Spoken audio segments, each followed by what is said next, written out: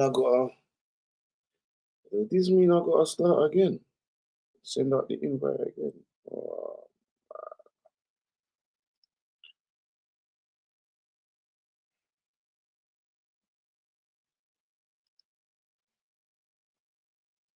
I can't believe I gotta do this again.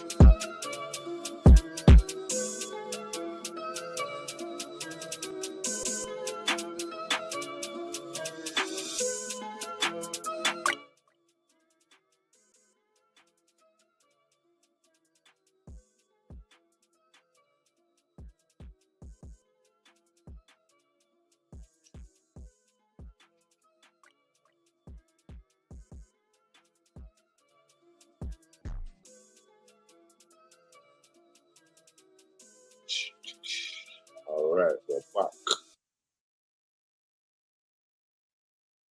We're back.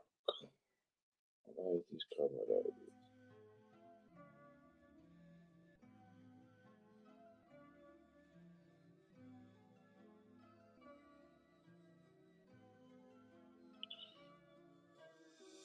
I mean, none received.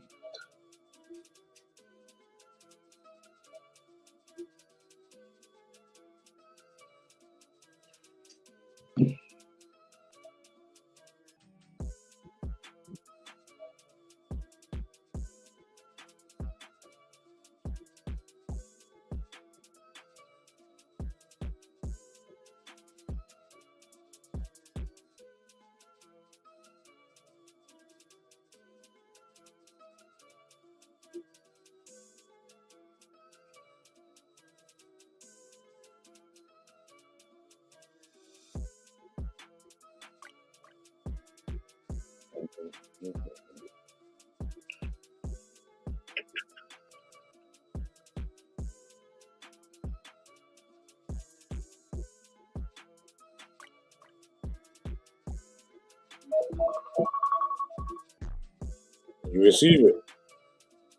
Yeah, I put it on the team, but I don't know what's going on. No, you're not in the studio because you'll be in the backstage. I'd see you. Yeah, that's what I said. No, I clicked it. I was in there backstage. It's the new invite. Yeah. Unless you said the third one. Yeah, the second one you sent me, yeah. No, because I'll see you pop up. Hold on. Can't see. Yeah, I'm clicking it again now. Log on for my internet. You just kicked me out a second ago.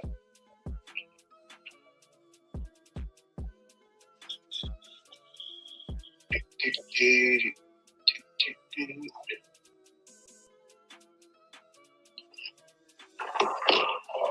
see that.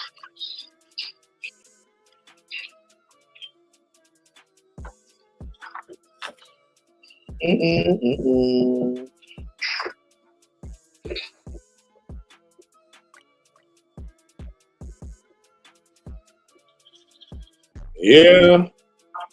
Technicals. But we're good.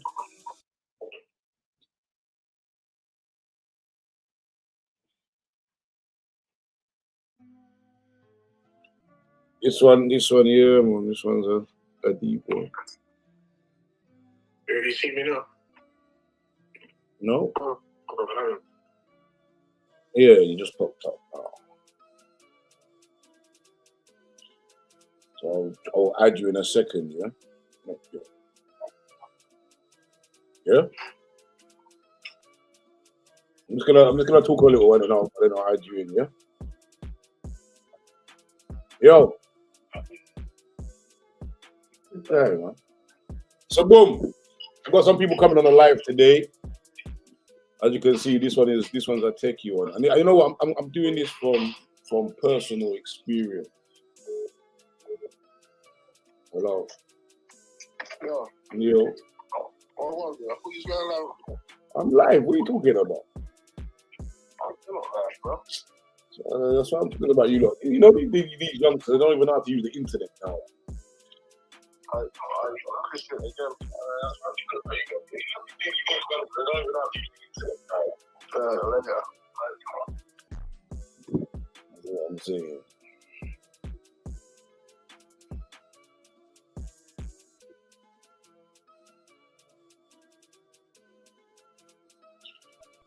So this one's a techie one, but you know what? Yeah. Let me turn off the music for this one. We don't need no background.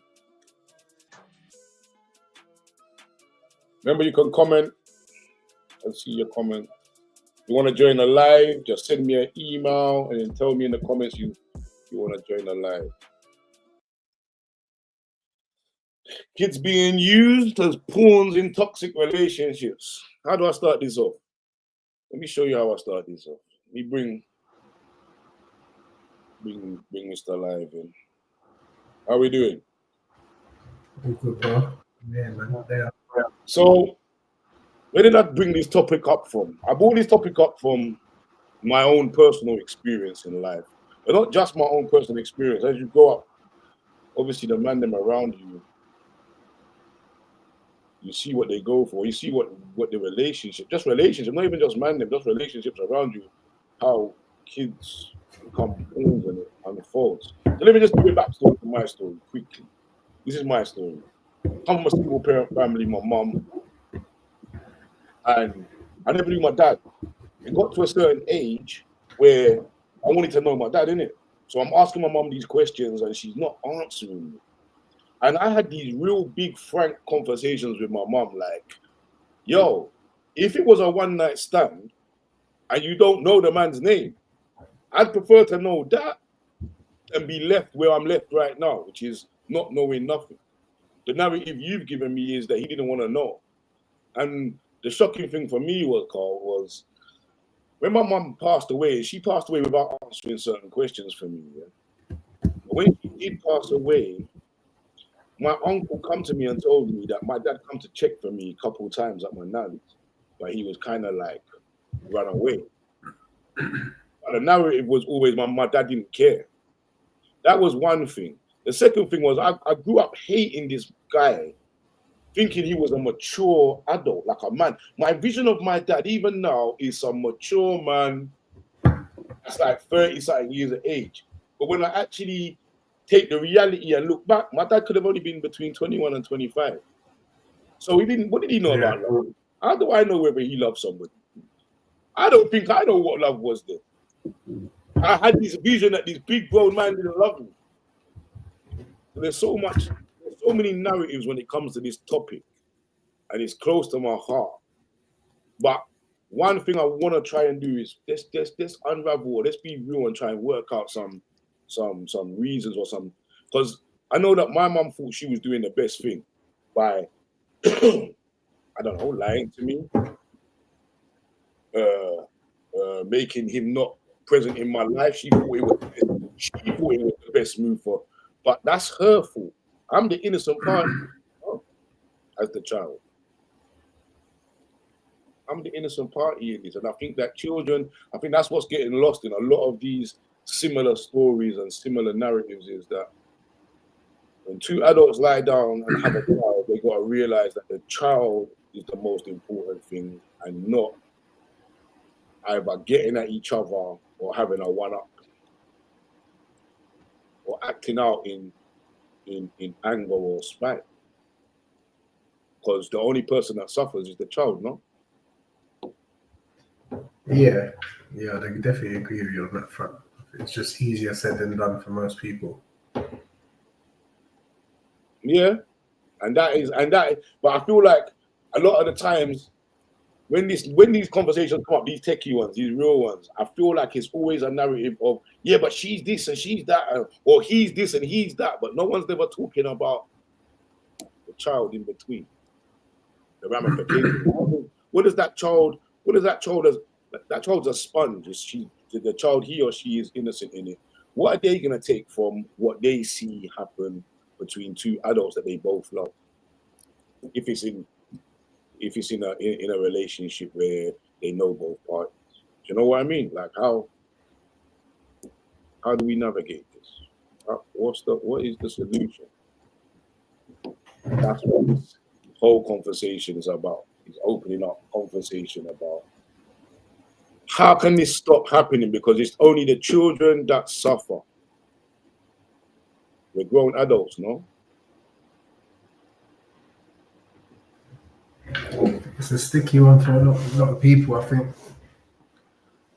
most people who find themselves in this situation probably believe that a lot of the time that they're doing the right things. You can get blinded by it all. Do you know what I mean? You can get blinded by your own understanding of the situation. Sometimes a bit of selfishness creeps into these situations. I'm not aware of like really how it's affecting your kids or how you can put them first. Yeah, so let's try and break this down slowly. So you're in a relationship. Because for me, I felt like my mum was in a relationship, yeah. And when I go back and I look at certain narratives of my mum's relationship or certain variables of that time, I was born in 1978. We all know that racism was different then than it is now. Yeah, especially where we're from, man. Yeah. So, like, did that play a part? Because I know that my family didn't know that my mum was having a mixed race child until I popped up. Does that play a part in it? Do you know what I mean? Like, and I'm not using the color card or nothing. I'm just saying the pressures and stresses on life, then these variables. Like now there's different stresses and pressures. Do you see where I'm coming from? But if we don't start looking at what makes two individuals, I said this to you earlier, Carl. If I said to you as a dad, if I rang you and I was your child's doctor and I said to you, I need your lung, you got to die for your child and I need your lung, your answer is going to be, of course, you ain't got to think twice about it. Yeah. But then in that same scenario, if I said to some, and this could be you or your partner, oh, you don't need to get on to make the child's sake happier. Might be some reluctancy there, no? Yeah, but I think in the cold light of day, when you ask that question, your answer is always going to be like, I'm gonna give that a go. I'm gonna try it. But the reality perhaps is different. Do you know what I'm saying? Like you might. Yeah, let's dig into the reality. If you're asked like in when everything's calm or whatever, someone says to you like in a, you know what I mean, you're talking to someone says that to you, you're gonna think, all right, I can do that. Do you know what? It's for the kids. It's whatever. Like they're what's important. Let me just hold it down. And then you can just things can change. And what's the change? What is the changes? Is it like what are the triggers to why two grown adults get to a point where either one of them are not seeing their children? How does it get there? How do we get there? Well, I think it's a complicated one, but there's a thin line between love and hate. And I think that's probably the starting point of where these things can really start to go. Like those two things, love and hate, are way closer related than meets the eye, or than most people realize. Like if a relationship goes sour or something like that, you know, that can really turn a person, like the way that you could that kind of hurt, that kind of pain or whatever. If a relationship turns sour in that sort of way, then you can end up like blinded and clouded by all of that. Like everything, all your sense of rationale can go out the window, and now you're thinking, just moving differently. Do you know what I mean? But no, there's no rationale behind it. You're not thinking calmly and sensibly and putting what's right first, which is children. Yeah, I feel like apart from the actual breakups, I feel like money is a big factor as well. I think money is a big argument for and you know what I said? The thing I think the solution to the money situation is, you know, when you're with your partner, and I don't know how it works with me. I don't know how it works in other people's. But don't you just spend money on the child no matter what, like equally. There isn't like a budget. You don't say, all right, we're going to spend £250 on that child for this month. The child just gets what the child needs for that month, no? And then the next month turns into the next month. Yeah, I think it's like that. So I don't understand why that mentality, or how this money argument becomes such a thing, or CSA or child support. I don't even know why there should be child support. Do you understand where I'm coming from? And I do understand that some people abuse the system, but in many cases, people use the money thing as well as a tool. Yeah, I think that gets in the way. That's probably what I see or hear the most. Is like, I feel like people can go through a breakup or whatever. Now you're arranging sort of custody or visitation and whatever. Seeing, it doesn't have to be like legal or anything like that, but just making arrangements to see, you know, for the other parent to see the child, and that can be like it can be clouded by money, almost as if the other parent's got to pay to see the child. If they ain't got money, or if there's, I don't know, could be anything. You're arguing about money, and all of a sudden now, well, you can't see the kid, or I don't know, if one parent feels like that, you know, like they start looking at each other differently, and that's what it is. You know, like if you're in a relationship, you're not really analyzing too tough maybe what the other person's spending their money on or whatever.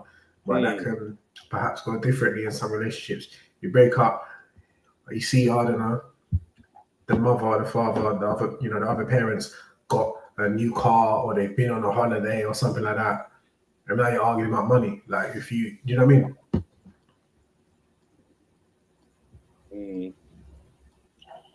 So tell the beard, big up yourself. He says, but you're talking from the perspective of a reasonable person. When it gets to that stage of stopping a parent, we're no longer in the realm of reasonable. And it's true. When rationale goes out the window, like, I guess, you know, one of the questions I want to ask is what is the mental for not seeing your child? Because I always look here and I think to myself, what do I see my child. I'm in my children's life because we're still together. But I think to myself, I try to put myself in the shoes of, if my wife made me not see my children, how would I actually feel as a person? What does that do to my mental?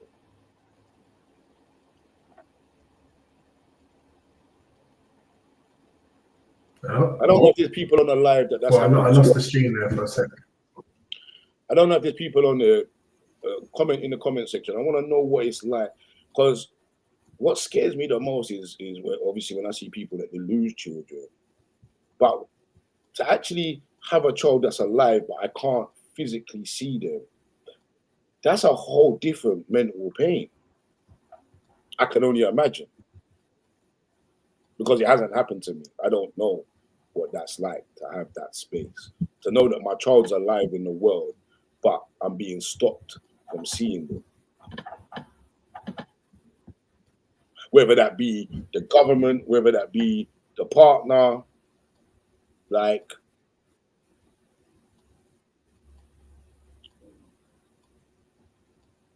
I feel like that needs to.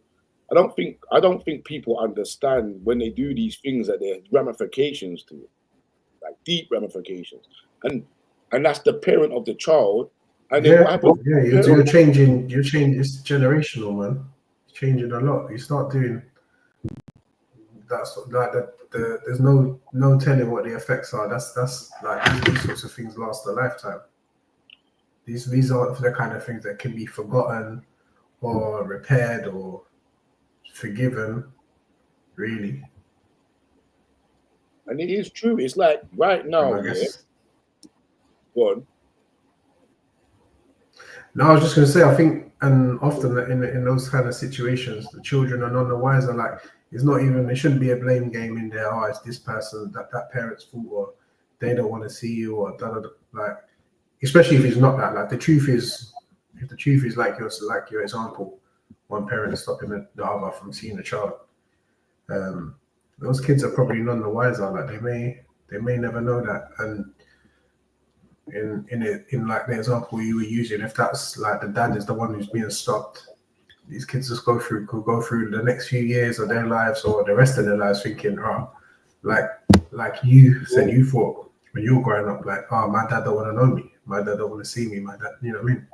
But you know what the scary reality is children are not children forever. They become adults, just like I did, and then comes that question.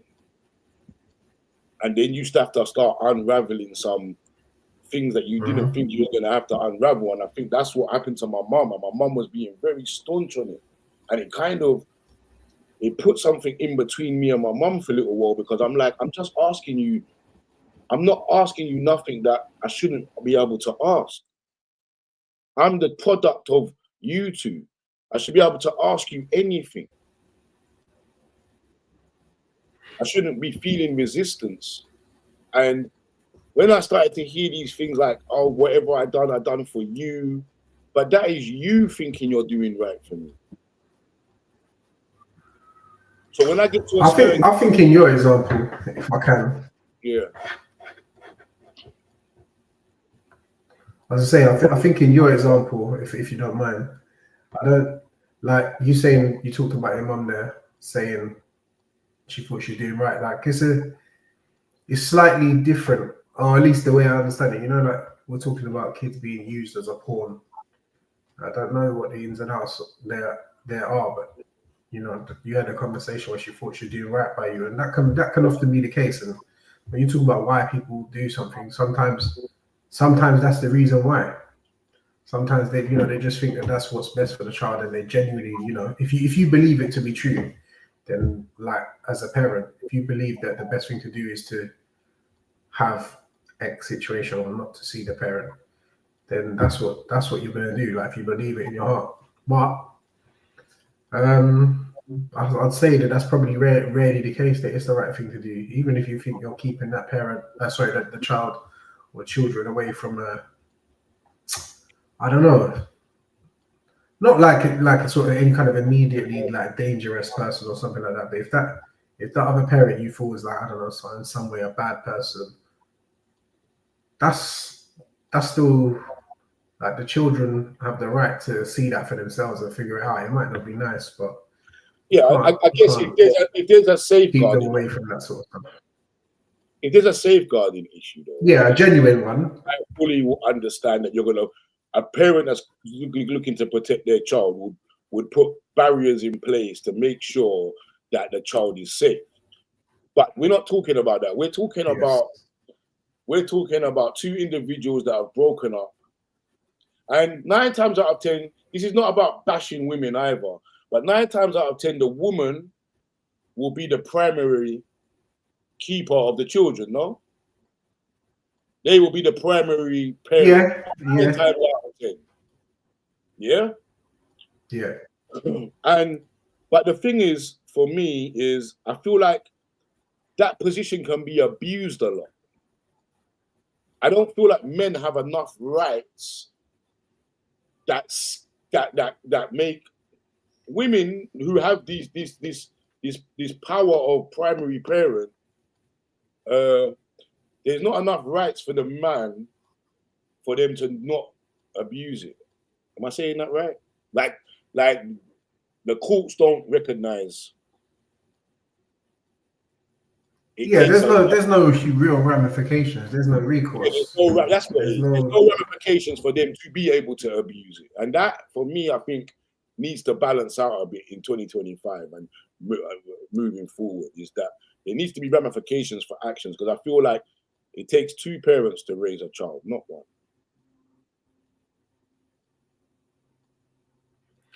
Yeah, and why rule it out? If you've got there's a lot of people, like, you know, it's not always cut and dried, like everyone's trying to see their kids or wants to. You know, some people just don't want to be involved for whatever, and that's their reasons, and that's another situation. But where I think you've got a sort of a willing party, whether you like that person or not, kind of just got to try and wrap it up for the kids' sake. And as well, it's not even like a forever thing. You've got to just do that till those kids get to an age where they can, you know, go and travel themselves and whatnot. They can bring themselves forward. Then it's cool. I think as well, family, friends, they play a big part in stay out of people's business. Really, is what I want to say. If you're one of them, if you're one of those family members or you're one of those friend members that want to be in people's business and yeah, I'll make him see it, or no, she's no good. Like, I feel like a lot of that, especially when the parties are vulnerable because they're coming out of a bad relationship, like, still, family, friends, you've got to remember that the child is innocent and the child deserves to know both parents. No matter if you're the mother of a daughter who's been cheated on, it doesn't matter. It doesn't mean that he's a bad dad.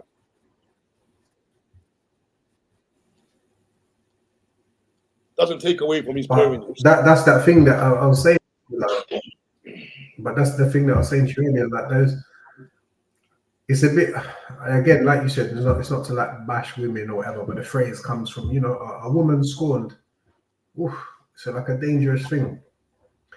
If a woman's been hurt in that way, there's no telling like what you know what she could do. I've always believed that women are emotional, men are practical and logical. So I feel like that emotion. Yeah, obviously I'm sure there's exceptions. There's exceptions to the rule. Yeah, obviously, but I'm talking like, I'm sure that most would agree. Let me see what's going on. Sorry, I wasn't. Yeah, on the whole, for sure. But Lewis, if both parents are about, then everything aside, that kid needs all the love and upbringing it can get. Lewis, you're damn right. It is that in a nutshell. Like, we need to work as, you know, they always say it's a village. It takes a village to raise a child, yeah? And I feel like this awareness, what we're talking about now, Carl, this awareness is needed. It's needed. And I think on the deeper level, that's why I'm not here to bash women or bash men. Like, that's already been done so many times over. I'm trying to get into the intricacies and talk about the real everyday things that's going on, so that we can try and understand and find out. And for women, there might be women out there right now that have been in their emotions, just like there could be men out there that feel like they've been disrespected, so they're holding back money. But how do we get into the thought process of that's not the correct way to go? I know that's the trigger, but how do we bring this back now?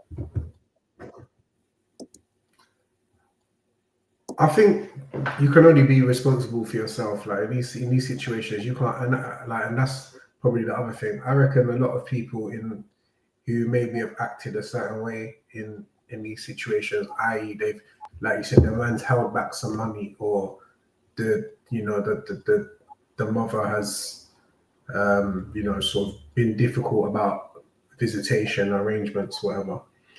When that happens, I'm sure, like, if they reflect on it, or if they're honest, they'll sit there and say, I shouldn't have done that, but I did it.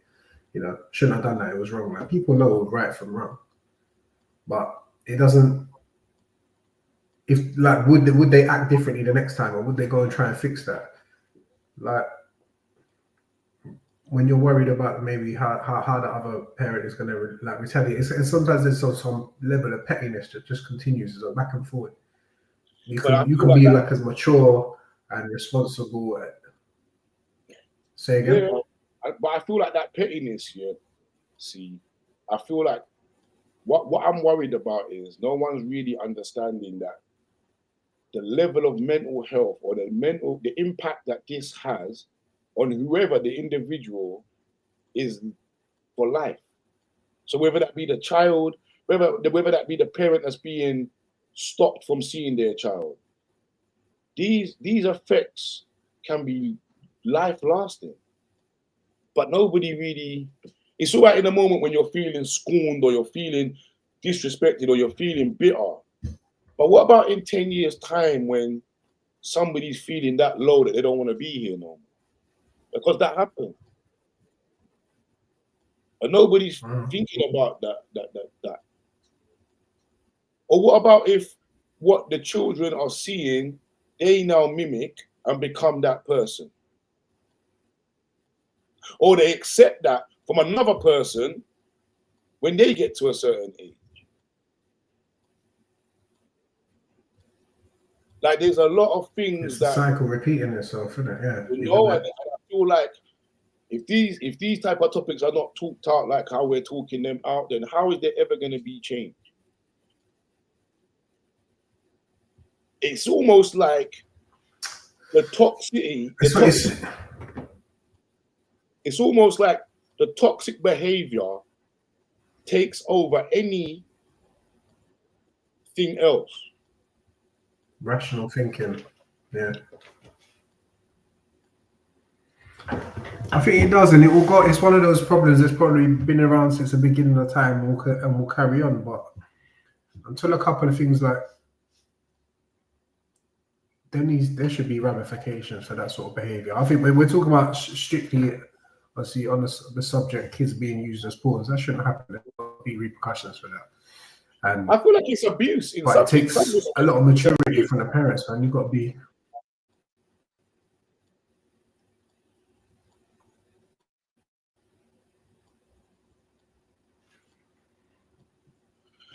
Most definitely should take priority, and I feel like in some respects you got to just say how it is. I'm not gonna say it's kind of a form of abuse if you really deep it. You are actually neglecting your child. No?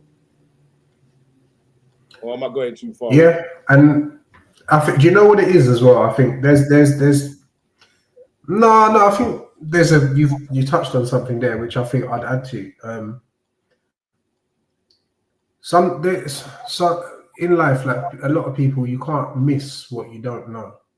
So like, if that kind of situation is at hand, and people that, like, you're stopping a kid from seeing the other parent, some of that, like that parent, that the parent who's doing that can feel like vindicated. They feel like, oh yeah, but the kid never asked for, like, that kid doesn't ask for their dad or their mum or whatever, so clearly they don't miss him, so clearly it's all right.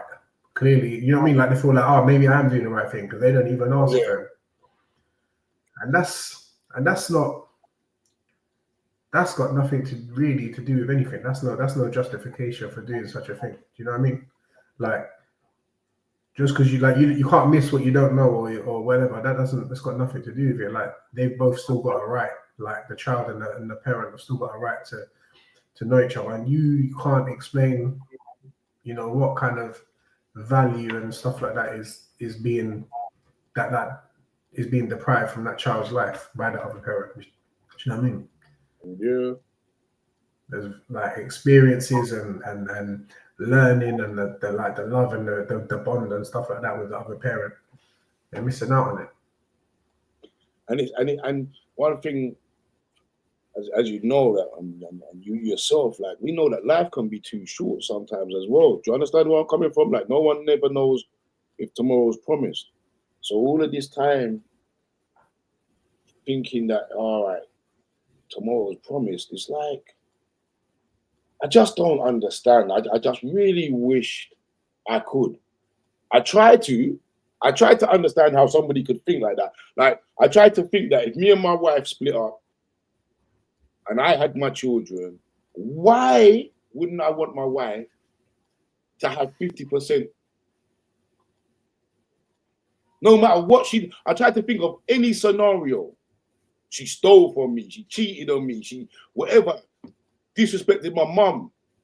Any scenario I try to think of, but I can't. I don't know why anyone really like, other than like how like personal vendettas and how they're feeling, like we said, emotions. That's the main player that's going to get in the way for like why someone will behave like that. But there's another thing, you know, like these days, obviously everybody's quite well aware of like mental health, and I think a lot of the time people are told we're in this like age of people setting boundaries. Like people aren't prepared quite often to go through like life's not meant to just, it's not supposed to be plain sailing. It's all easy. Sometimes you've got to go through a bit of adversity, or you're going to have to go through like tough times, or sometimes you just got to suck it up and get on with the difficult thing. You can't have it easy. You can't just have it all your own way.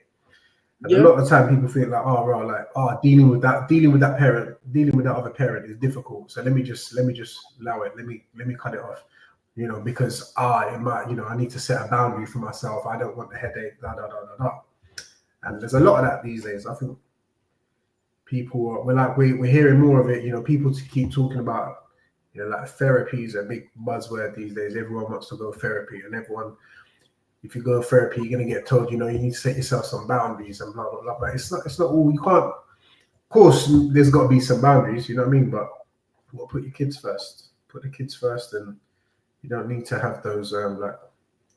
If there's a headache attached to it, maybe for a time, then so be it. Hopefully, you can. You know, if you can come to some sort of rational conversation, you can overcome that sort of thing. And and I guess that's where it is. You know, I think you've touched on a couple of things. A lot of people, they feel that they're like they've been vindicated, like there's a vendetta. Like, if I don't do this, a bit of like ego and pride, a bit of. I just feel like people need to breathe in these moments before they do any type of action or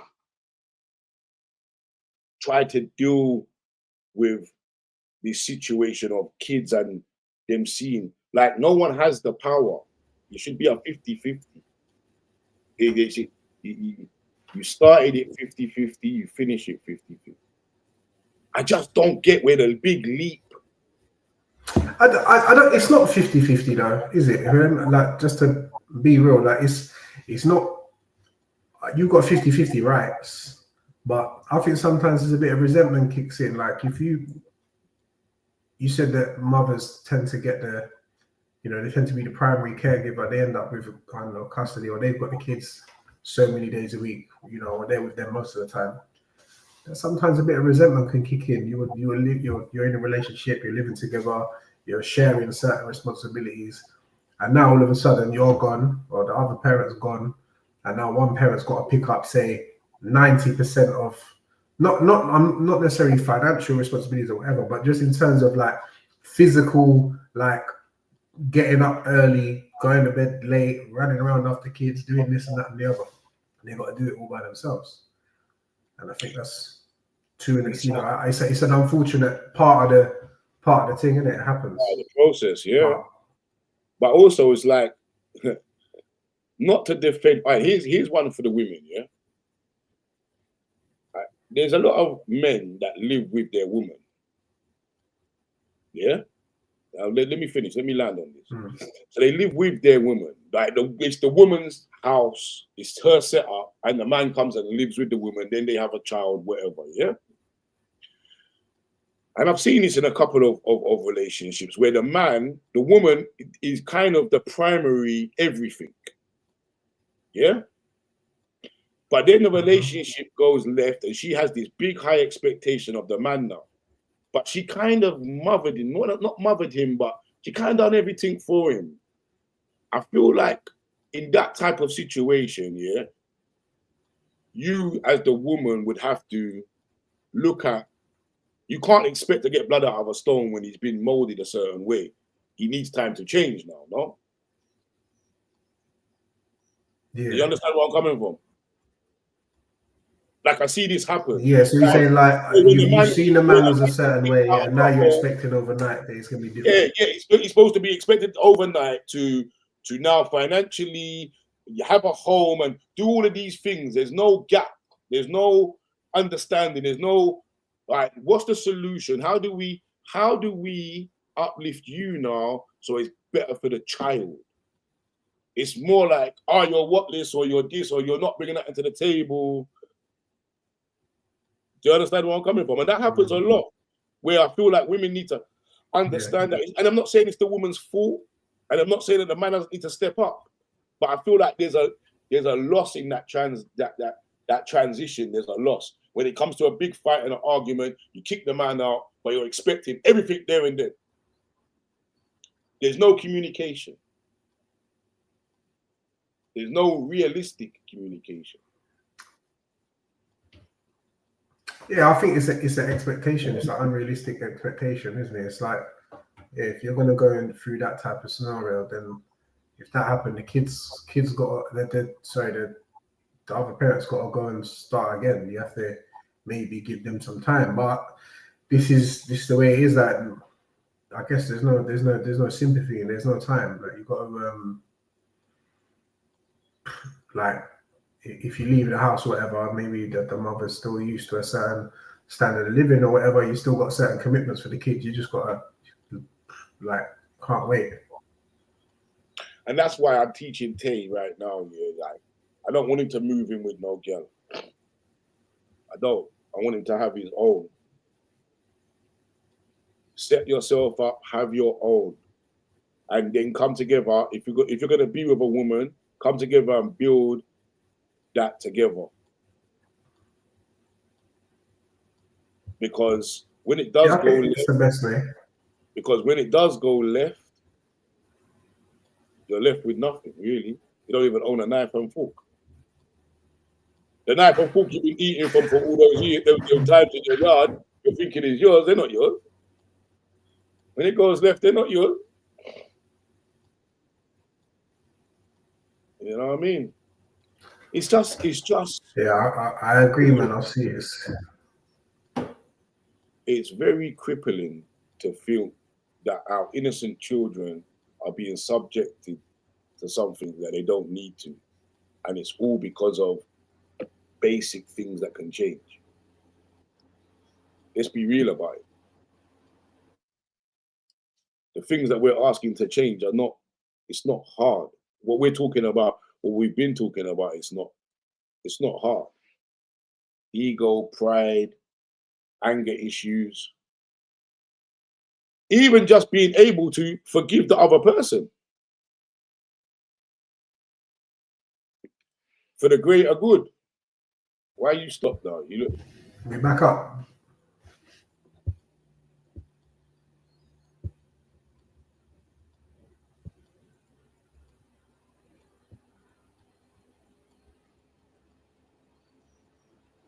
Well, you're back now.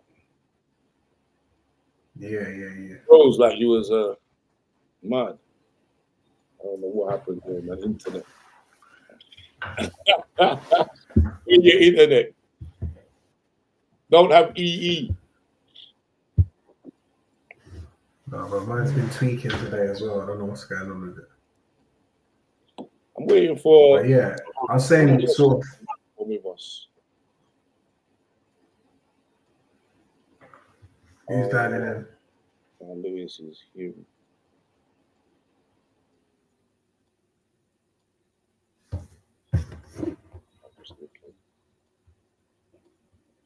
Sorry, I was just looking at the messages I was getting on my phone. I don't know why they can't message them on the YouTube. Yeah, so yeah, I'm waiting for a couple of people that said they wanted to go live. Anybody that wants to go live, you know, we've got more than one window. I could have up to 8 people live at once. So if you want to come on, jump on and join in, want to go live, just send me your email. You see it scrolling across the bottom. Send me an email to the email address. Come jump in the live, man. I feel like this needs to be talked about. And like I said, it takes a village to raise a child, man.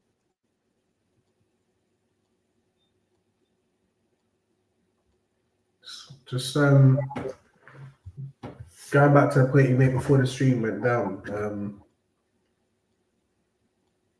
These things can run like for years and years, right? But when it's all said and done, you know, the kids are going to be grown adults, and whatever issue your parents had, they're probably long done and dusted as well by then. You know what I mean?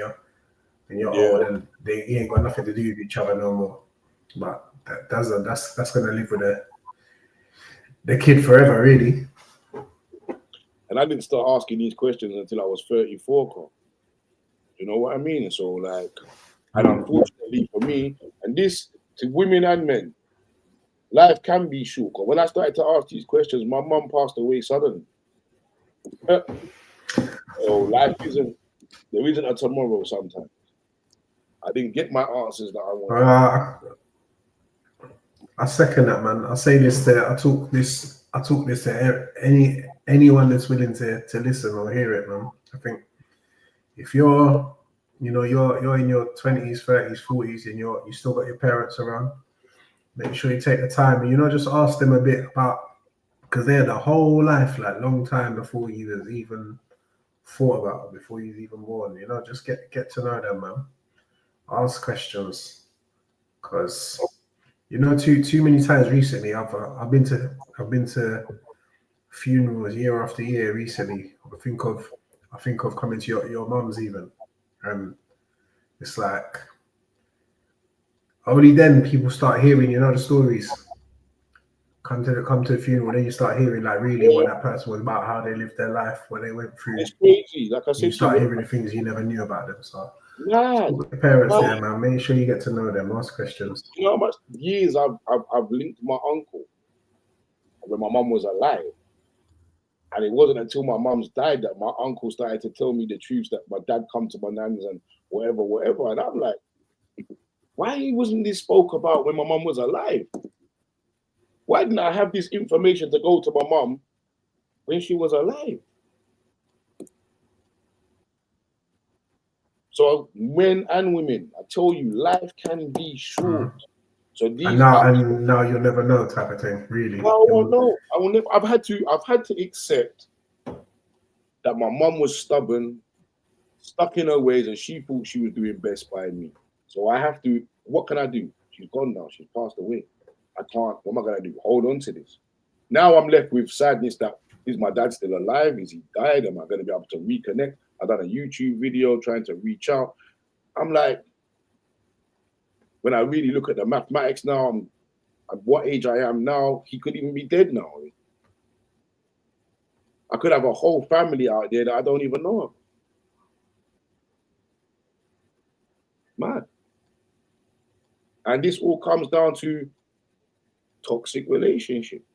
My mum and dad's relationship did not work out. And I'm sat here now on a live in 2025 saying, I don't know this, and this.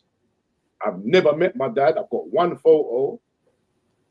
I've got all of these different stories being told to me now after my mum's died, and nowhere to turn and go to. That is the ramifications of using kids in toxic relationships. Yeah, you left.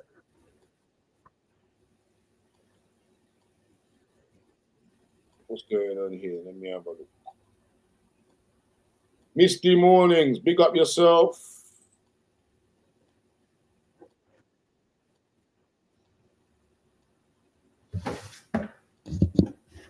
Yeah, that's what I'm saying is, and it's true what you said. The stories you get after's no good, man. Why not? Why can't we make change now? Men and women, let's make change now. Let's breathe. If a relationship doesn't work out, it doesn't work out. If you don't like the fact, and I understand these other variables to this, you know. So, men, if you've cheated and now you're with somebody else, and you're expecting, or you've broken up, you're in a break, and you've met somebody else, and now you're expecting that woman to accept your children being around that woman. Don't even bring that to her right now, because she hasn't even got over the fact that you lot are broken up. And I think that's a mad thing. You got to keep it separate for a little while. So if you've got another woman in your life, just keep her, you and her. Don't bring her around your children. And same for a woman, don't bring the man around the children. Keep that relationship or whatever that thing is separate from your children until one, you know it's stable, and two, you know that each of you are happy or at a point at peace where you've got on with your life. Because it's just going to fuel a fire of resentment and anger. I see that happen a lot too. And if we can start understanding that these are the triggers.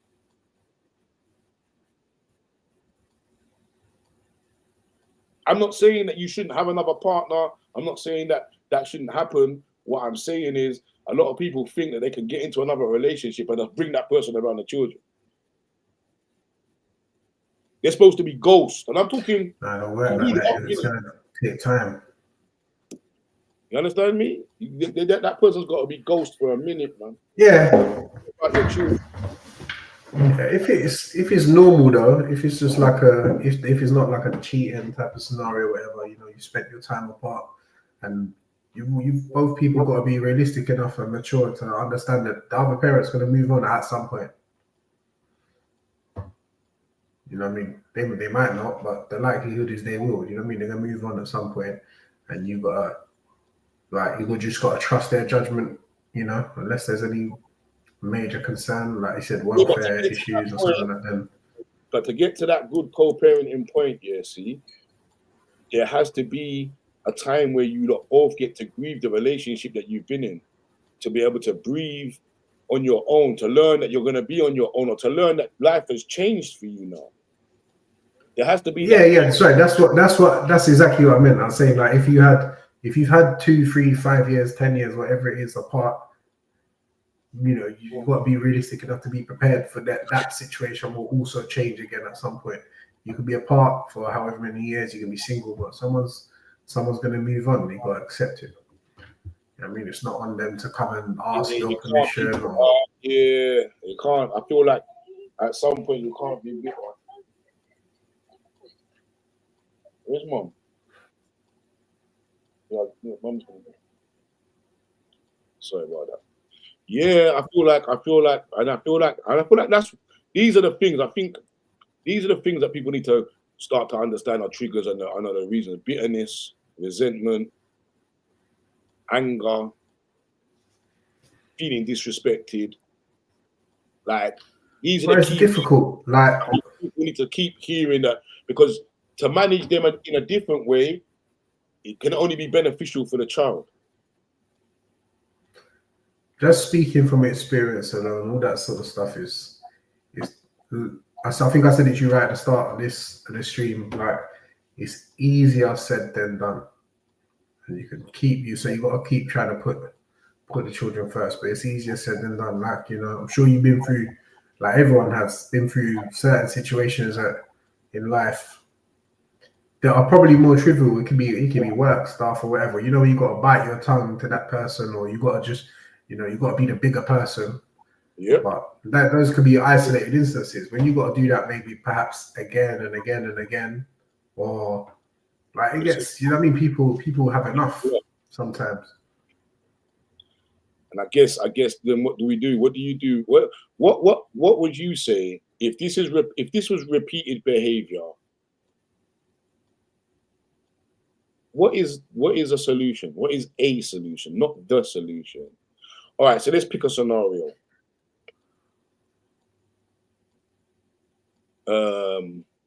You're going for your child.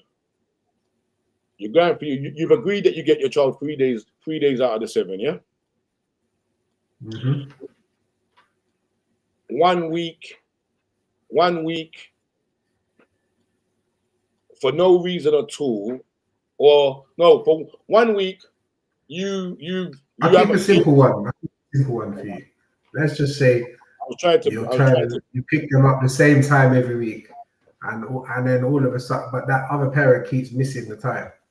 They keep delaying you. You turn up at 6. You're supposed to collect at 6, and they mess you around and start calling you at 8, 9, 10, or are not there at all on a regular. That's the kind of situation where you can't. I guess like something's got to give in it, because you can be messed around forever and they're just going to keep moving that way, or you can draw a line. So you're saying, what is a solution? I don't know. Like, a solution to that is, you can start going down I don't know. You start getting the government involved, go down like a legal route, and start saying, you know what, this parent's messing my time around. Let's get some mediation, or let's do a contact center or something like that. To make sure that they don't do that. That's a solution. But who wants that? It's, you're dragging kids through mud. And that's another thing as well. And dragging your you can still hear me, yeah? I'm just sending an email. Mm-hmm. Yeah. Another thing that is mad as well is why would you want to put either party through going to court to spend that money to go to court when that money can be spent on the child?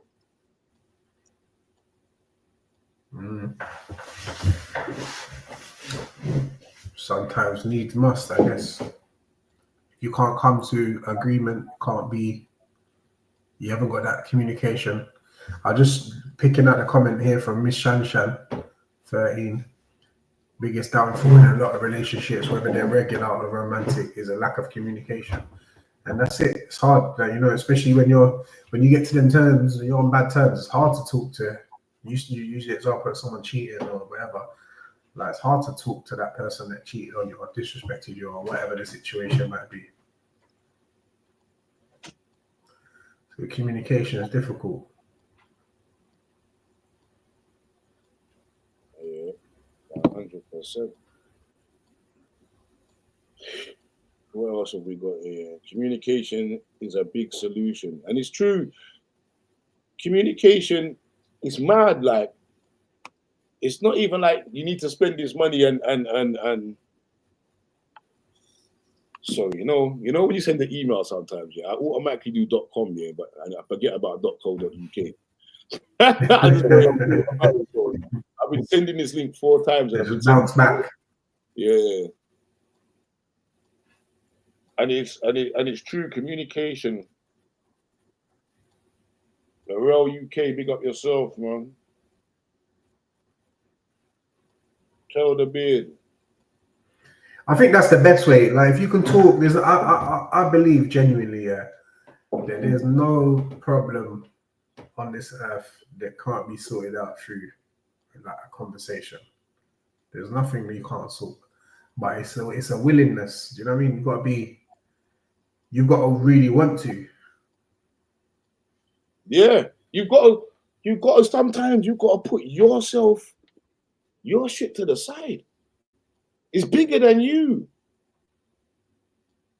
And I know that's easier said than done, but I think that comes with maturity as well, Because us men, we're immature till, and I was immature till the other day. But I feel I feel like in these type of things and these type of situations, you got to realize that it's bigger than you, and do it before it's too late. It's not difficult when both people are putting the child first. It's very easy to communicate. I don't see how difficult. Yeah, and that's coming from a rational. We're coming from a rational perspective. I guess this is also informative for people that are not rational. A lot of people need to do their best to keep an open mind and be respectful. Not everyone knows everything that's going on in someone's life, even if they have told you or think you know. And that's true. Because you got to remember, on the flip side to that, Shan, is this is what I was talking about, the mental health, like of the individual that's not getting to see their child. Do you understand where I'm coming from? And then you keep bashing them and bashing them, or you keep repeating the same behavior. Like, how long do you take it for? How long can some people take it for?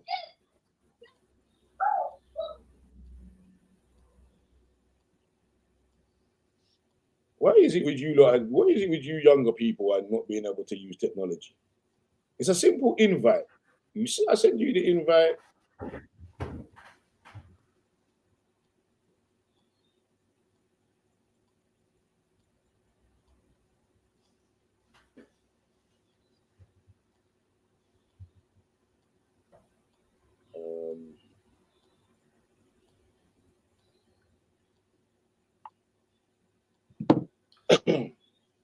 Lavel UK said, "Oh, it's gone off the screen now, but now I get that back." Yeah, you have to. Well, it's not a question. It's gone off the screen. There you go. It's not a question of what, or it's not a question of want to when you have kids. Yeah, like I have to agree. Like but that's utopia, right? That you can sit. It's you on your own with that sort of mindset. It's not like it takes two to tango and sort that out. And if you can be like that on your own, but when you come together, I mean, it just not work out. But on the real though, shout out all those people that really, that do make it work, man. Because it's hard. It's hard. It can be really hard. So those people who can put it to the side and make it work, shout out them.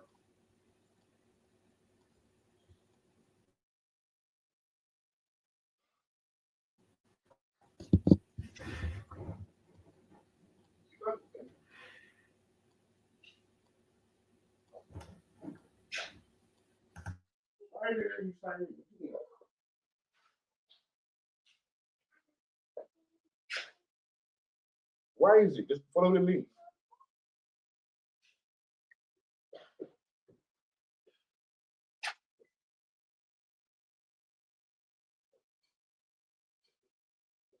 See, what did you sign in with? What did you sign in with? That's what I'm talking about. These youths, man. People, them can't even get a simple. I can't even get a simple link up on the airway. This one is internet just moving shady. Go through the YouTube then. I don't understand. The link doesn't need it. It doesn't need that. I've sent you the link. You just push on the link and it takes you to this app.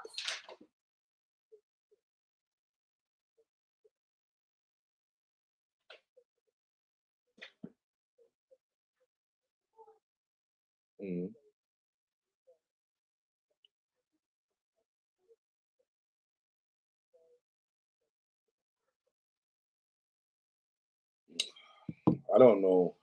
I don't know what to say to you, man. It's a simple thing. Let me send it to you one more time.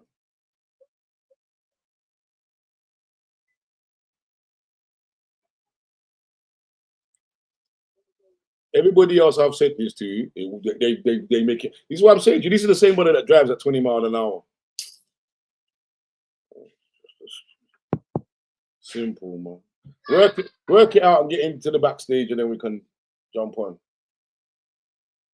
It's not hard. It's an easy invite. All right, so we just lost C squared. Should come back in a second.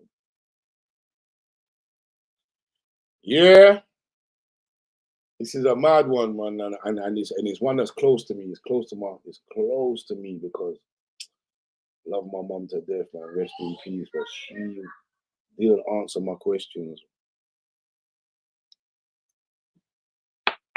So, what's your thoughts? What's the solutions? What are the triggers as well? while I wait for these people to come back on the live. Anybody jumping on the live? Anybody need an invite? The 14 people that's on here right now. The 14 of you that's on here right now. One of you must want to jump on.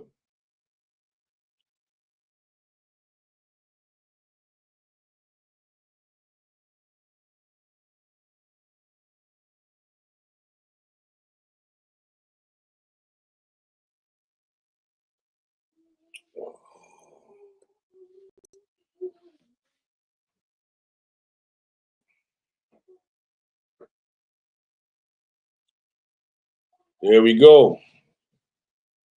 Somebody, this is me trying to get to my email box. Who's here? No one's here for an invite.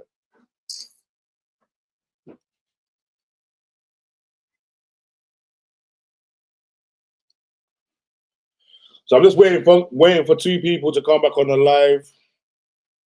This is what we're talking about. We are talking about kids being used as pawns in toxic relationships.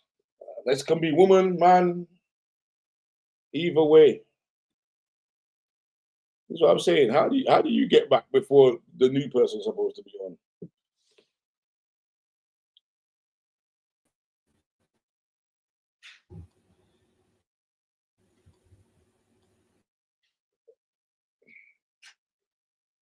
How are you back on the live before the new person's supposed to be back on? It makes no sense. Are you there? Yeah. Yes. How is C squared dropped out, come back in, and you still haven't logged on? This is embarrassing.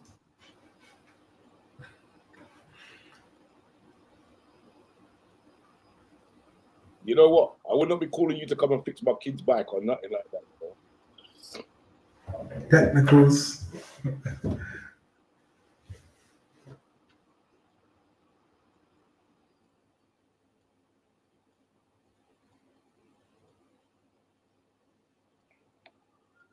I don't know why it's so long, man. Did you log in with YouTube, Carl?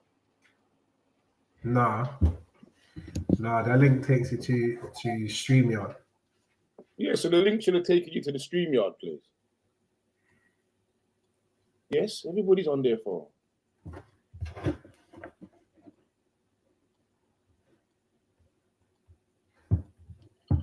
I'm gonna send you the link again. I know why it's frustrating, because I don't want to pause in this moment. Yeah. Just because you can't follow a simple link.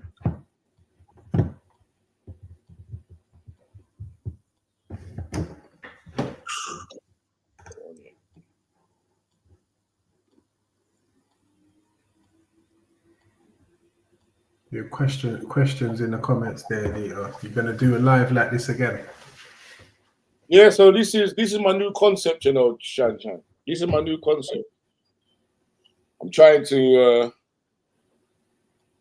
make this. And you know what it was?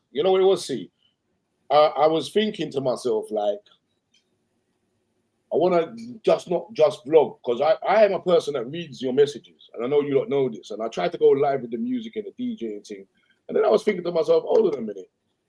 I've interacted with a couple of my subscribers in real life, and I was like, how can I do this a bit better? And I was like, bro, let me find a streaming studio, and we get interactive in it. Because it's not always going to be serious topics. We're going to have banterish topics. I don't just want to be serious. You understand where I'm coming from? So to answer your question, yeah, this is something I want to continue doing. Oh, he's finally arrived. Oh my days. He's locked in. Ah, Yo. okay. Yo. Lindo, you on dial-up?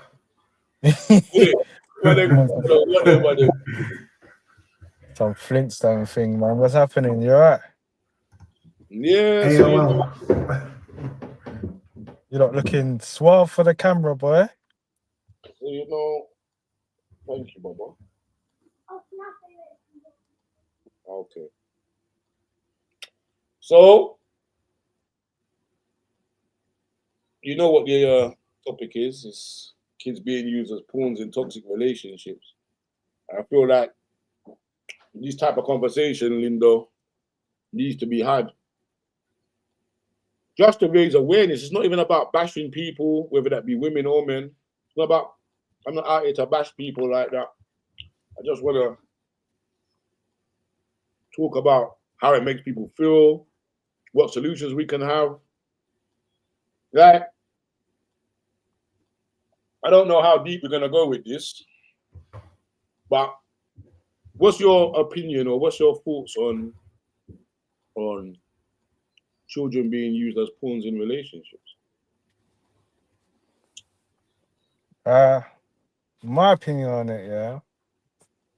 Like I've seen it in other relationships, and then I've seen it where, and if I think of my own situations, I've seen it where both parties maybe haven't realized the pressure that they felt on themselves ends up only affecting the kids. Like it doesn't. There's nothing really ever there to benefit the kids when you're going at each other. You make the kids suffer. Do you know what I mean? It's like, for example, say you and your ex-partner don't talk, right? You could be driving down the street and you could see your ex-partner and your kids maybe walking on the street beside you. Now, your first reaction would be like, oh, there's my kids. You might want to call them to say hello because you might have been going somewhere. But the thought of like, if I call them, will that person pick up? When you just really wanted to say hello to your kids, or you just really wanted to just connect, just say hello like a normal person. Like if I see anyone down the street, you might beep your horn, you might say hello. It's the fact that you've got to do so many different new steps when kids are involved and both parties split, and then the kids end up being the pawn and they suffer. Would you say that that's by like that's by default rather than by like design, that no one's I don't think sometimes that parent even realizes they're doing it.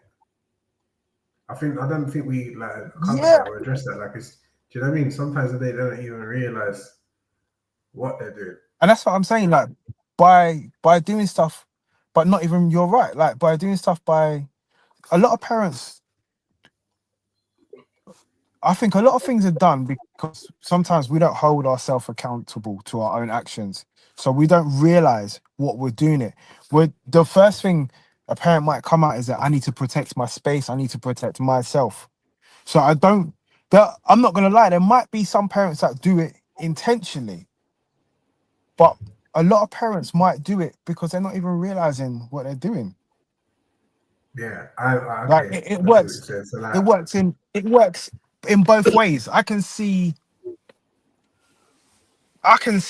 people where it's been done intentionally. In my own instinct, I honestly think it's where the party doesn't know. Like, I don't think anyone knows that they're actually doing it. I just think they're just acting without thinking, regardless if the acts might be like, oh my God, what are you doing? You don't realize you've got a gun, you're going to shoot me and the bullet will hit me. I don't think they think logically like that. I think they're just acting. Like, I just need to act, I need to do this. And then when the next situation happens, then they deal with it that way. So I don't want to say people necessarily always go out to hurt someone, But when kids are involved, you've got to like double think, overthink. And when two parties split, sometimes you haven't got the brain capacity to do that.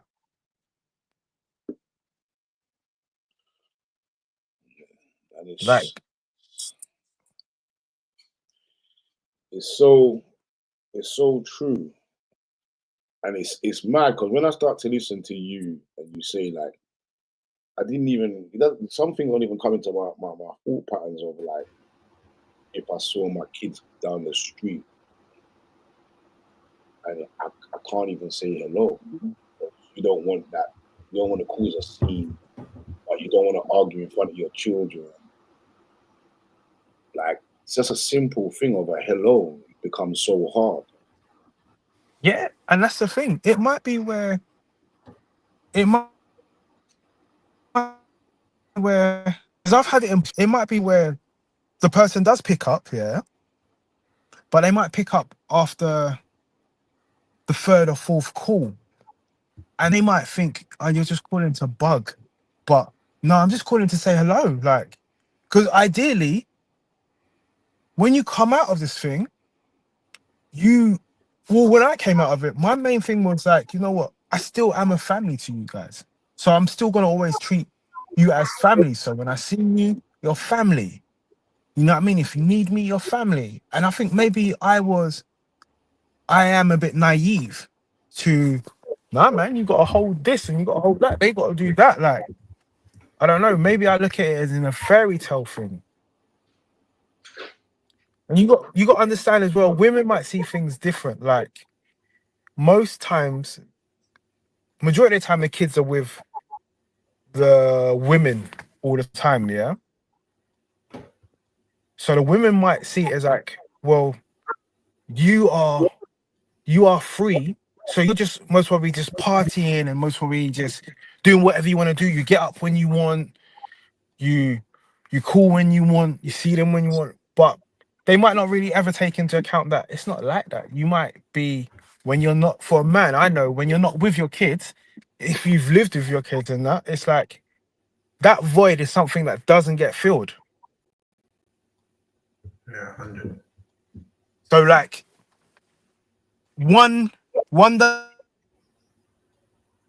really ever understand what the other one's thinking, because on one hand, one is trying to do, I've got to do all of this.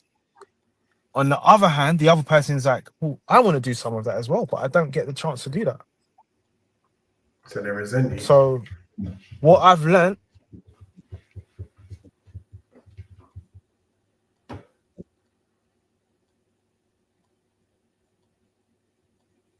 there's always going to be resentment from someone, and then, but the resentment bit is a part of the healing. They've got to heal and understand like that resentment hopefully will one day go away, and that person you was once with, you might not see them as the same as like, oh, that person I loved, but you will see them as that person is a good father, that person will be there for their family. And it's like, until they get to that stage, sometimes your kids, like, you're playing tag with your kids, man. Like birthdays,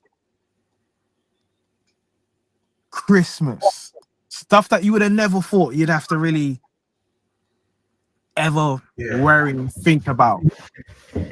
Now you got to think, oh my God, are they with me Christmas morning? Are they with them Christmas day? Like, and it sounds so stupid, but it's stuff you got to think about.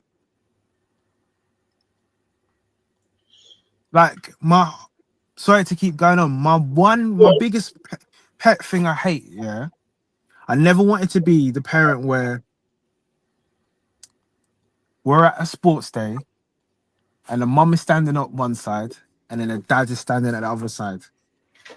Yeah, and you're like, you're celebrating your kid from like two different like places, and like the kid don't know who to run to when they've won something. It's like, so I always try to go in with like, do you know what?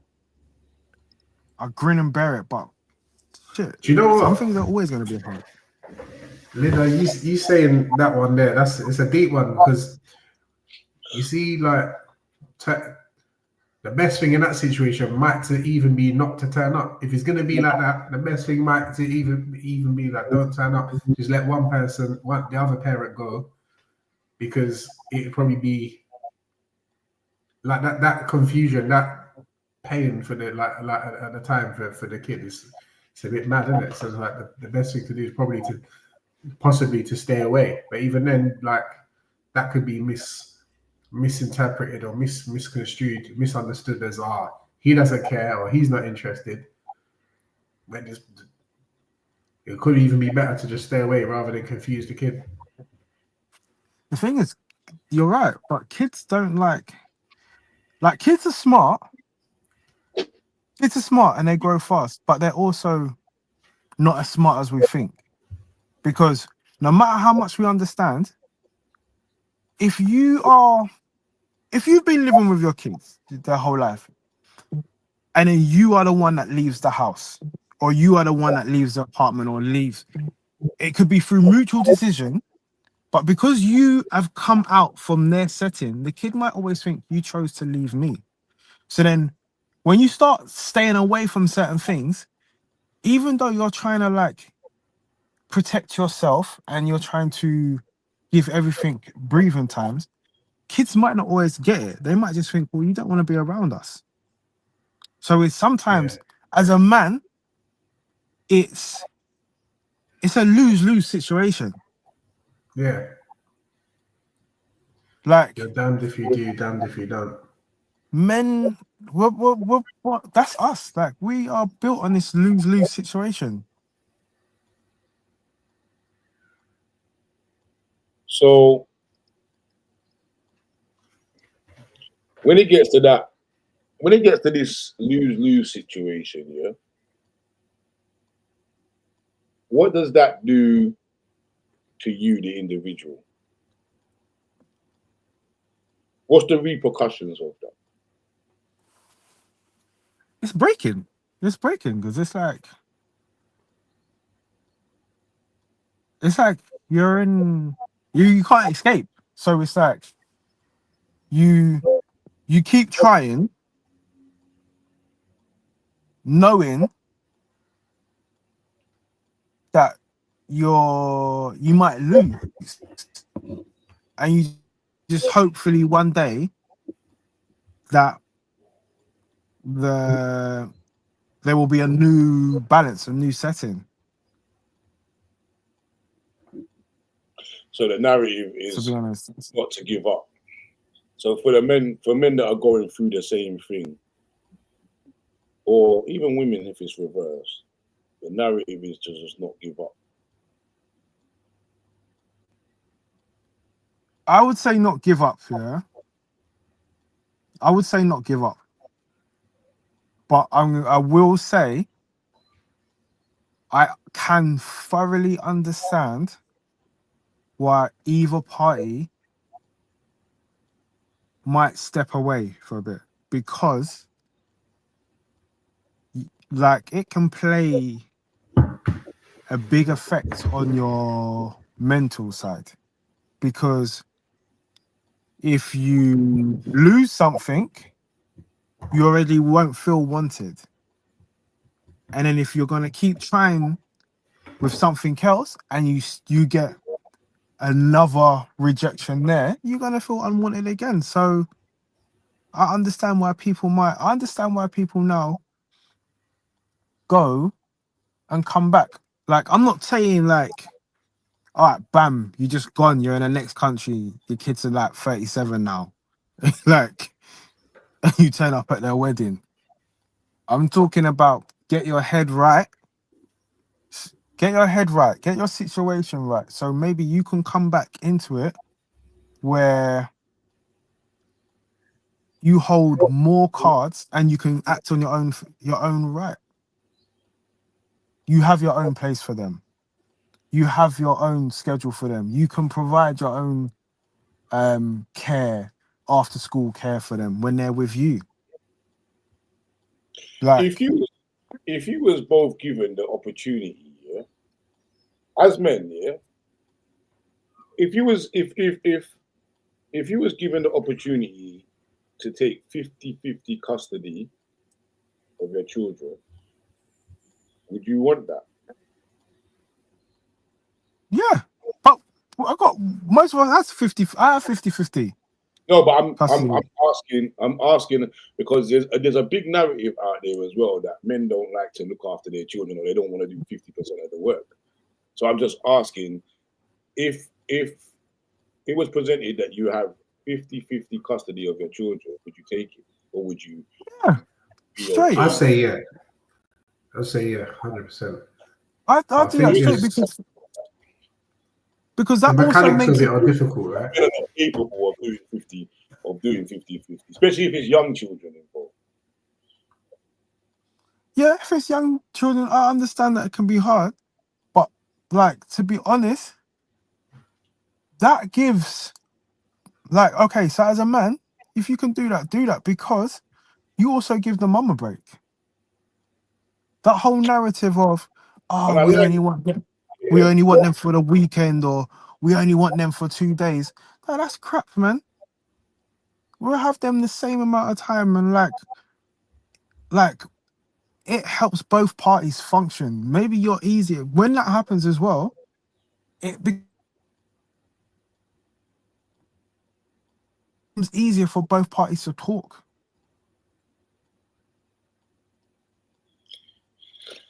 and it's good to hear, it's refreshing to hear. It's refreshing to be able to hear this narrative rather than the stereotypical narrative that's played a lot of the time, especially on socials, is that the man don't. I think it's a shame that one even that even exists because I feel like certainly myself and like dads that I know, no one would like turn down the opportunity of having their kid more or anything like that. You just, I mean, you want to have them as much, like be with them, have them stay with you or whatever. If you know, as much as possible.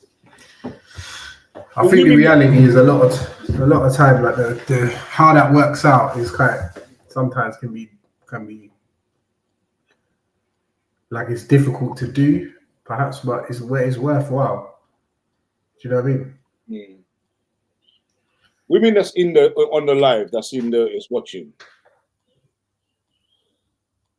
What I want to know, what struggles as your friends, or if you've experienced it yourself, hands on. But what struggles or challenges do you see when it comes to this whole topic that you face as a woman, or what your friends have faced, and what you've heard from your friends? Because we've all, I think that this is a topic that is relatable across the board in some shape, way, or form. I don't know what's going on with this guy. What, did he drive into a tunnel or something?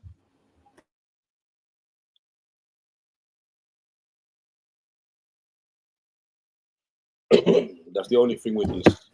And it's good to test it out because this is me testing it out right now because it's good to know what challenges you're up against when it comes to doing things like this. Yeah. Yeah. Brother, did you have to Yeah. go on top of your phone? You got pay as you go phone? No, bro. Listen, someone called my phone and then it just mucked up the whole thing. Bro, this thing's live, yeah? Man's got pay as you go phone. Oh, did you think this was recorded? Bruh. I got man on here with do-rag and that. What they look at your do-rag. Don't worry That's about what that. I'm saying. I said to him, bro, man looking suave, man got a denim jacket. Looking sweet out there. No, listen, Raise one up, big up yourself. what I will say, yeah, um, one thing I thoroughly am, I will actually say, the Go on. mum, the mum of my kids, like, she is a good mum. Like, for all the faults that we both have, she is a good parent to my boys. Like, she she shows love to them and she's good to them, and you know, to the point where you might think to yourself, like, I wouldn't say I'm jealous because I'm happy that they get all that love from their mum. So I appreciate it. I wish I was able to give as much, be as much there all the time as I am with them. But she is a good mum, and I would rather that I rather all mum and dads can come to an understanding if they ever go through something, and just know the kids are the base point. They are what's most important. A lot of the time, we don't see it, man. Like, I've seen it with so many things.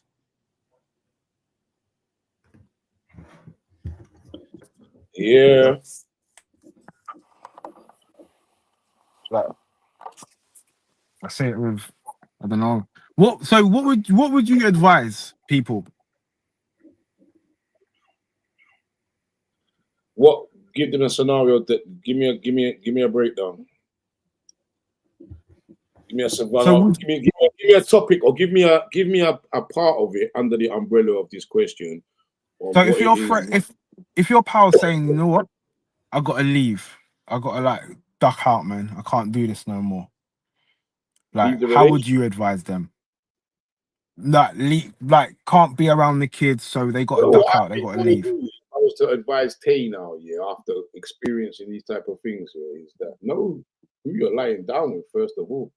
I really think that communication should start at the beginning of your relationship, and I'm not saying that in every aspect you're going to know that person or things are not going to change, but I feel like as the generations have gone on after me, uh, choosing who you have children with has become a bit more real. If that makes sense. Yes, I agree to that. I don't want to. I don't know how to put it in any in a better form. I'm just, but what I would advise Tay is to really get to understand that the individual you're going to have children with. Even if you ain't got kids, that alone, I'd say get to know the same who you are laying down with, because we don't think of that thing. Because, like, when you're in it, that person's your world. That person's like your love, yeah. And then when you start to go deeper into your life together, and you realize your moral compasses aren't the same, and your ideas or your idol, like the things that you want to do are not the same, you don't realize how much of a problem that can cause. If you, like, it's on how But you've it's been based, brought up. I was just going to say, I think it's probably the most important decision you'll ever make in your life. Like, look, what you're saying there, knowing how well aligned you are with your values, your principles, that sort of stuff. Most important decision you'll ever make is the person you have kids with or marry. You know what I'm saying? Like, you've got to, so you got to know yourself. Like, be absolutely certain about what it is that you want. Like, what, you know what I mean? Know what you need from a person, and if that person can't, like, you get in a relationship with someone properly, you got to be You got to look at the uncompromising. They traits, don't. man. Yeah. Yeah. You got to look at. One thing I You know, say is, one thing that we ignore, yeah, when you're in your honeymoon period of your relationship, or when you're in your relationship and it's all going gravy, you sometimes ignore certain little things that you see about the individual, or you might just brush it to the side. But you got to then apply sometimes. What would that be in a different situation? What? Remember, a child is a whole being. It's a whole life change. It can also change a woman because let's get it right. They have a baby. They have this baby that grows inside of them. Their body changes. Then they might have to deal with that whole afterbirth stress, plus feeds, plus their body's not the same way as it used to be. Like, what are they like as a person? And what are you like? Do you even recognize that? Do you even understand that that's going to happen? Because that's one thing I will say with Kaysen that was different with Tay. was I started to really appreciate and understand what a woman goes through when they give birth to a child. I didn't ignore it.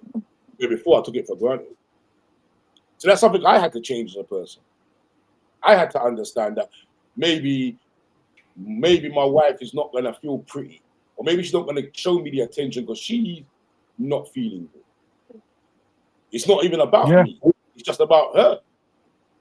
Like, there's a lot of things that we need to, I guess, wake up and see earlier than we do. Yeah, definitely. Like, I hold my hand up to that. I take accountability to accountable to, like, realizing how much things I might have taken for granted, that to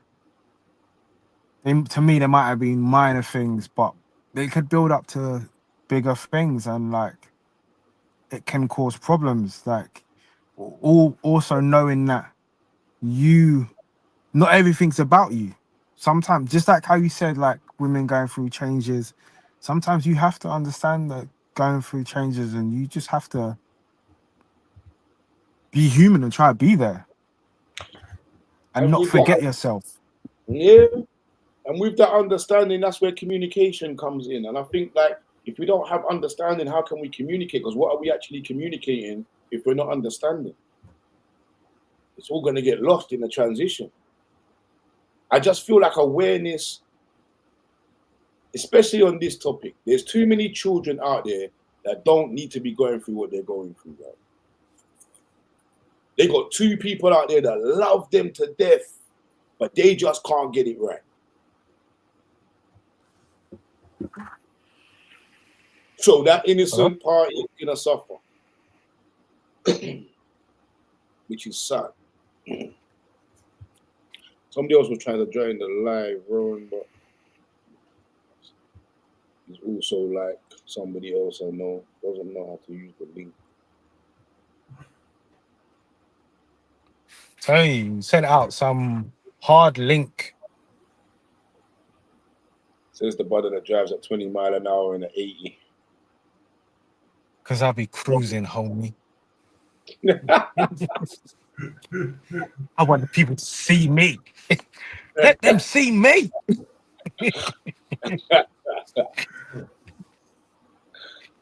So what would you say to somebody that's on the live right now that is actually fresh going through it? They just split up. They're 3 months in this breakup, but they haven't seen their children in 2 months. I would say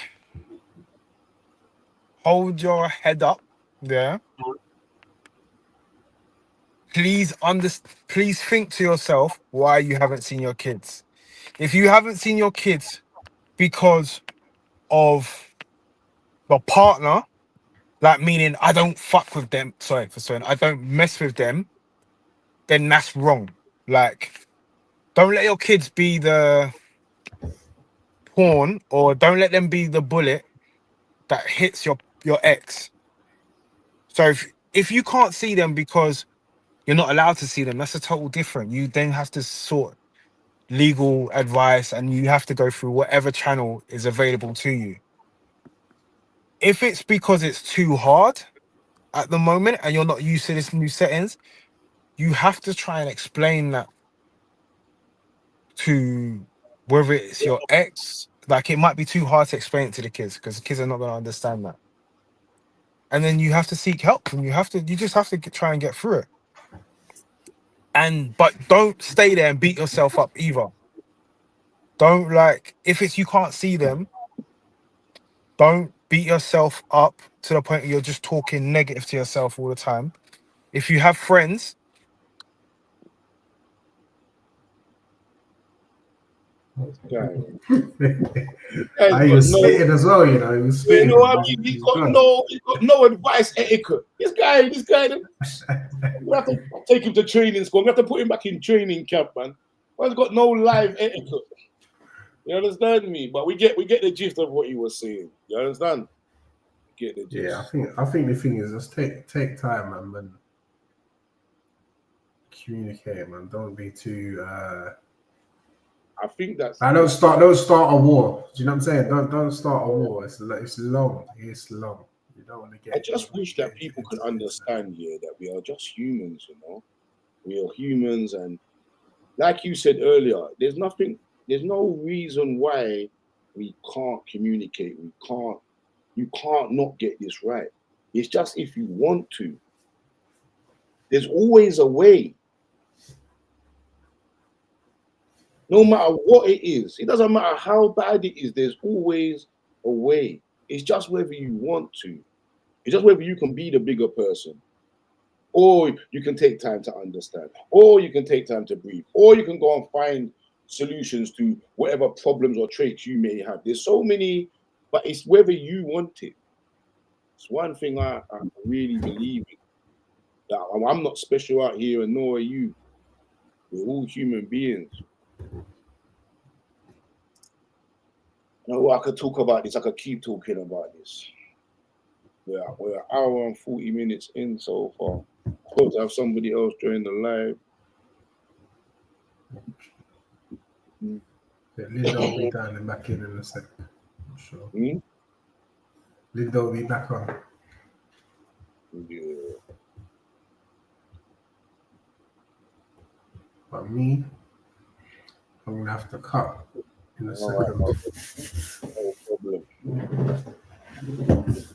But it's been, I don't know, man. It's been therapeutic conversation, man. It's good to talk these things out, and going forward, should definitely do some more of these.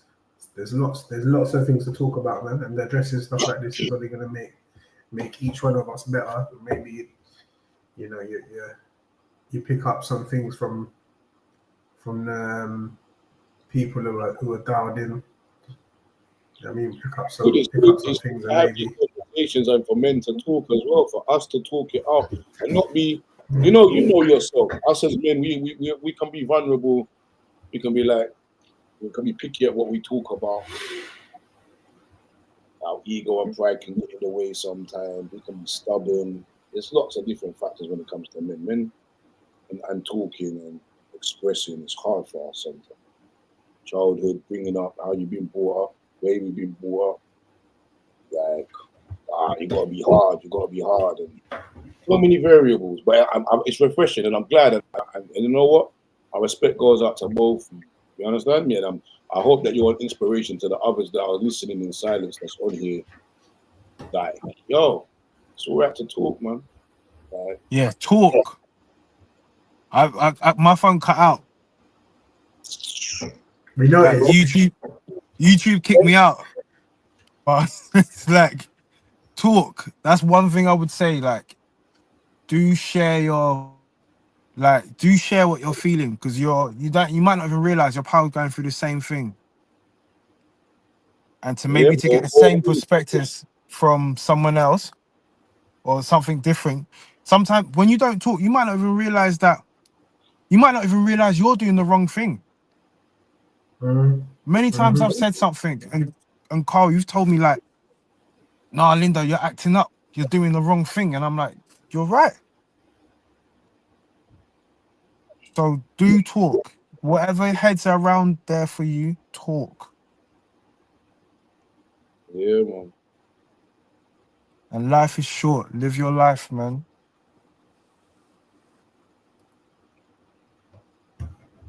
I think as men, we're scared to create new memories. What do you mean by that? I think sometimes where we might think, okay, it's going to be a new household. And if them three stay together or them two stay together, you might feel like the odd one out. But don't be afraid to start something new with your child or your children. Meaning, like, you start creating your own new foundation. So from that bubble that you came from, you create something new. Look, now this phone's gone out. My phone can't go out. I'm on a computer. You know? I'm the controller. What are you talking about? Yeah. I'm the controller. His computer cut out. Yeah. His Commodore 64 computer cut out, people. I said Commodore 64. Are you feeling all right? You trying to H? You trying to H shame me now? No, that could be me, bro. I'll follow a link. Let's not start. Yeah? After you're only with do-rag.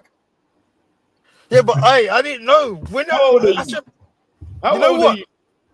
No, but I got to do rag because I got my locks. I got to trim my locks are like fresh. They're just ready for when I'm away. I didn't realize though. I should have noticed seeing you on a jean jacket and a t-shirt. I should have known something was up. like when I saw that, I just said, "Oh, you look suave." I didn't realize. Oh, man's looking. Next time I see a man in 3-piece suit, top hat, and that. I'll change my battery on the camera. 1 second. Full camera length.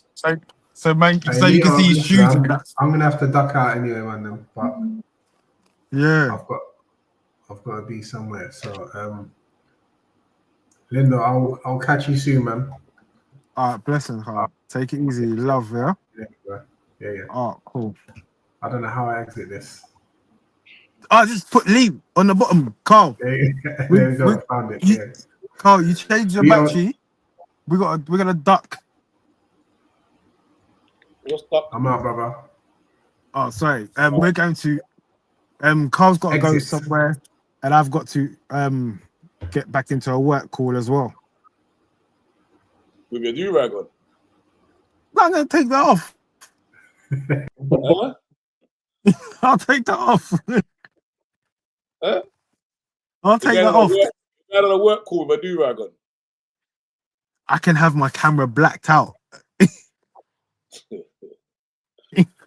right, no problem. All right, love. Thank you for coming on and sharing your thoughts, man. I appreciate it. All right, great conversation. All right, blessings. So people left in the comments, people that's left on the live. Give me your opinion. Give me how do you think these lives are what can I do better? I need your input. I need to know.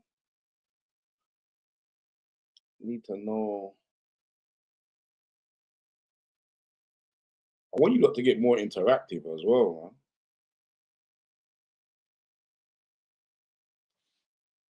man. Maybe when I start change the topics, when the topics become a little more bannerish. Obviously, I started this one. The next one's gonna be alright. We're talking about man them's hairline and their relationship with their barber. That's the next one. Because I feel like certain man that are out here, they just need to go bald, man. It's done. Like, why are you with your barber still? Yeah? Habit. Some people with their barber because of habit.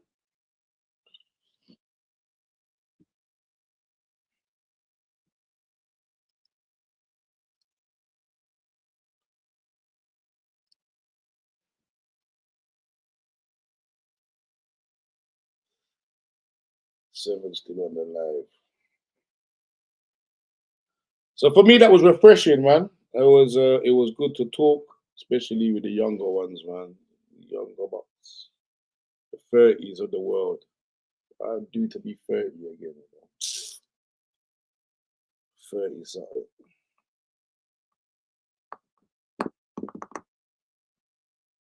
So yeah.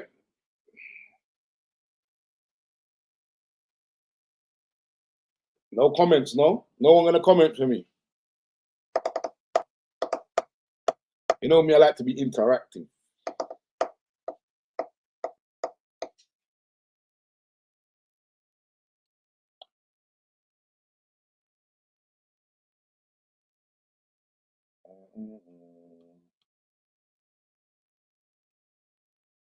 All right, cool. I'm gonna call it a day then. Thank you for joining in, tuning in. Look out for the next one.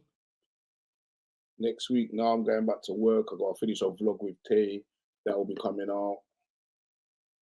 Yeah, I'm about to go and DJ for the night. Go put my work in. So that's me. It's been LITO.